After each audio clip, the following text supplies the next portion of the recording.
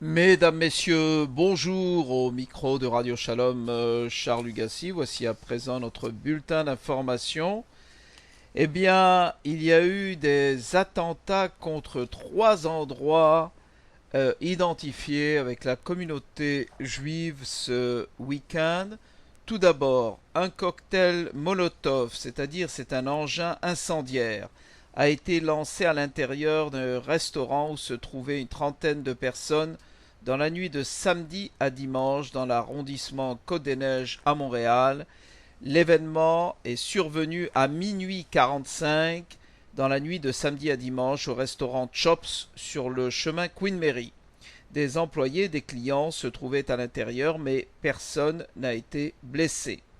Le lieu est connu des policiers. En octobre dernier, le restaurant avait été également la cible d'un objet incendiaire. Le porte-parole du service de police de la ville de Montréal, Danny Richer, a déclaré que les enquêteurs étaient au courant que des événements semblables s'étaient produits dans le quadrilatère récemment et qu'ils devront se pencher sur les liens possibles entre ces incidents. Deux suspects auraient été vus quittant la scène à la fin de la soirée. Un autre restaurant a été la cible d'un cocktail Molotov également sur le chemin Queen Mary tôt vendredi matin. Il s'agit du restaurant Le Shalom.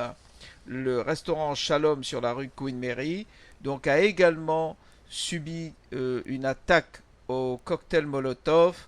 On estime que les dégâts causés donc dans le cas du restaurant Chops pourrait s'élever, d'après M. Richard Bordeaux, le responsable du département des incendies à Montréal, à environ 15 000 $ de dégâts, mais heureusement, il n'y a pas eu ni de blessés ni aucune victime. Également à signaler, et c'est une attaque du même type qui se serait produite à l'intersection des rues Collins, des chemins Collins et Cavendish, n'est-ce pas, sur une maison privée à Côte-Saint-Luc.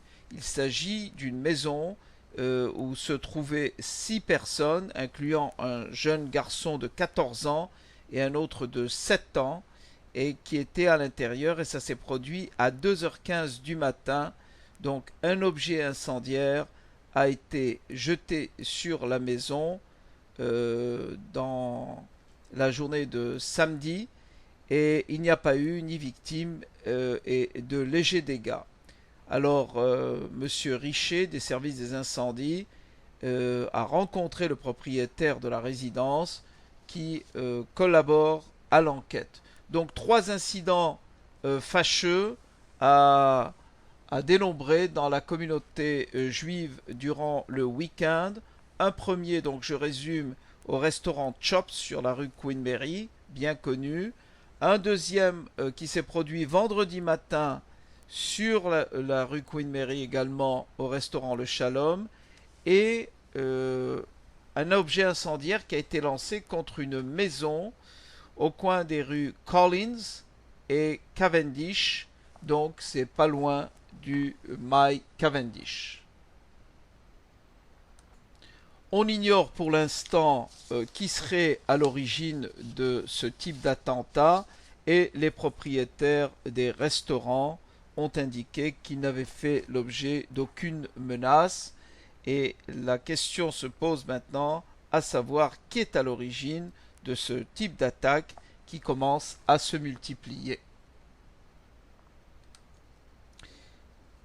À la suite donc de ces attentats, ils ont été dénoncés par le ministre canadien de l'immigration, M. Jason Kenney, et par le député libéral à Ottawa, M. Bob Rae. Ils ont tous deux condamné ces attaques sur des restaurants qui sont identifiés comme étant des restaurants cachers, donc des restaurants de la communauté, fréquentés par des gens de la communauté juive principalement. Passons maintenant donc aux nouvelles à caractère juif au Canada. Eh bien, déclaration à l'occasion de la commémoration du D-Day, le jour du débarquement, en l'honneur du 69e anniversaire du jour D-Day. D du jour du débarquement, M. David Koczynski, président du Centre pour Israël et pour les affaires israéliennes, a fait la déclaration suivante. Il a déclaré que nous nous souvenons, nous, juifs canadiens, de la contribution historique des milliers de Canadiens, y compris des membres de la communauté juive du Canada, qui ont courageusement participé au débarquement le jour J. Cette opération a marqué, a-t-il dit, un tournant dans la guerre, ce qui a conduit à la libération de l'Europe occidentale de l'occupation nazie. Ceux qui sont tombés dans la bataille, a-t-il poursuivi, sur les plages de Normandie, ont fait le sacrifice ultime au nom de la liberté, de la démocratie et des droits humains. Nous rendons hommage à leur mémoire et nous exprimons notre profonde gratitude aux anciens combattants du Canada dont les sacrifices ont contribué à mettre fin à ces crimes horribles contre l'humanité perpétrés par les nazis et leurs collaborateurs. Nous restons, a dit M. Koczynski, reconnaissants pour nos hommes et nos femmes dévoués en uniforme qui continuent à monter la garde pour notre pays et pour les valeurs démocratiques qui font qu'il est un grand pays. Fin de la citation. Alors, nomination maintenant du Dr Ralph Shedletsky au poste président des fédérations juives du Canada.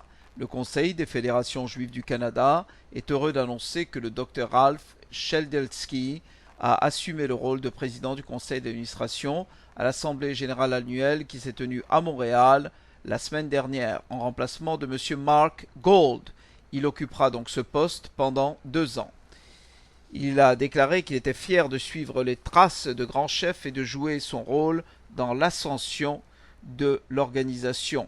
Il s'est dit impatient de travailler avec les équipes de professionnels et de bénévoles au Canada et en Israël et d'aider à façonner l'avenir du système national. Ralph Shedletsky a été à la direction et au conseil d'administration de l'Organisation des fédérations juives du Canada depuis 2002. Il a été le trésorier pendant 4 ans et plus récemment il a conduit le comité d'examen de la gouvernance et de l'examen de la planification stratégique.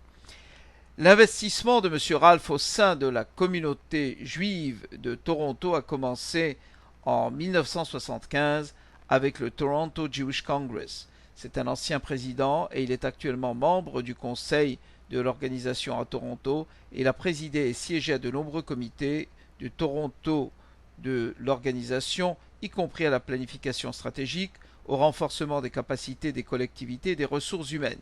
Il a siégé à de nombreux autres conseils, notamment le Jewish Family and Child Services, le Leo Beck, le Temple Emmanuel et le Cercle de soins, où il a également servi en tant que président. Il s'est dit heureux que Ralph se retire pour être président de l'organisation. Il a déclaré que le président et le chef de la direction, Linda Kislovich, nous sommes très chanceux d'avoir quelqu'un avec son expérience et sa compréhension des organisations de la communauté et qui a un attachement à un système national fort et uni à ce moment qui est une charnière pour l'histoire de la communauté juive du Canada. Maintenant, passons à la Fédération de soccer du Québec qui a annoncé qu'il ne sera plus permis aux joueurs sikhs de porter un turban en cours de jeu, invoquant en cela des raisons de sécurité. Nous sommes heureux que beaucoup dans les médias du Québec et d'ailleurs aient à juste titre dénoncé la décision de la Fédération qui a largement été décrite comme absurde.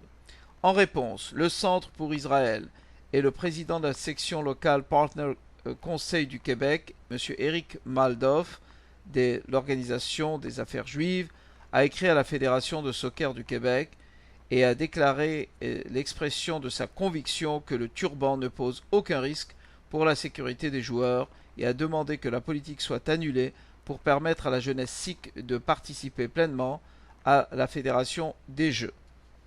Donc la Fédération juive se plaint également de ce qu'il y a des restrictions dans le domaine du soccer. Passons maintenant au monde juif à New York. Eh bien, des jeunes filles juives ont été attaquées à Brooklyn. Elles ont été agressées par des bouteilles en verre qu'on a lancées sur elles alors qu'elles marchaient pour aller à l'école. Les 2 adolescentes se seraient même faites traiter de sales juives. C'est ce qu'a rapporté le blog Crown Heights dans son édition de la semaine dernière. L'un des trois assaillants était un blanc alors que les deux autres adolescents étaient noirs. Ils ont d'abord lancé une bouteille en verre sur eux et ensuite ont pris les filles par le cou. Dans un second incident, les deux mêmes agresseurs ont encore une fois lancé une bouteille en verre à deux jeunes filles juives de l'âge de 12 ans. Heureusement que la bouteille n'a heurté que le genou de la jeune fille. Crown Heights Info a d'ailleurs écrit à ce sujet: l'un des assaillants s'est précipité sur la victime, la saisissant par le cou et en criant des jurons raciales: vous, sale juive. La victime a réussi à se libérer de la prise d'étranglement, mais elle a eu le temps de se faire frapper dans le dos alors qu'elle fuyait. Ce coup lui aurait causé des ecchymoses et de l'enflure nécessitant des soins médicaux. Une source du département de la police a dit à Crown Heights Info qu'ils prennent les crimes de haine comme celui-ci très au sérieux. Eh bien, en terminant, voyons un peu à quoi ressemble la plus longue table du Shabbat.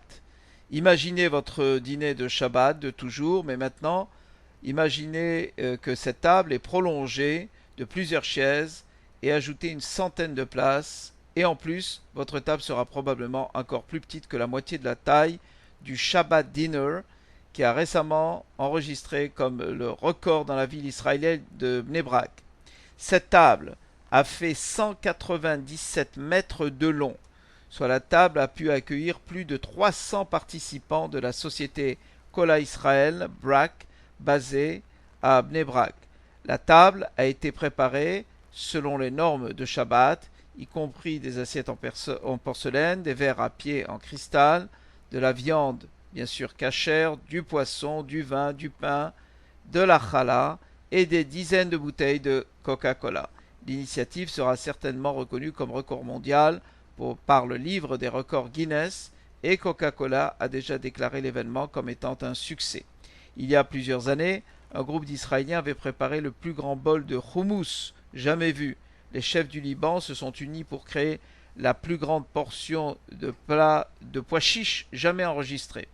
Puisqu'il est fortement improbable que le souper de Bnei Brak ne soit jamais reproduit par quiconque au Liban, peut-être que c'est à quelqu'un de Brooklyn à qui reviendra le défi de relever le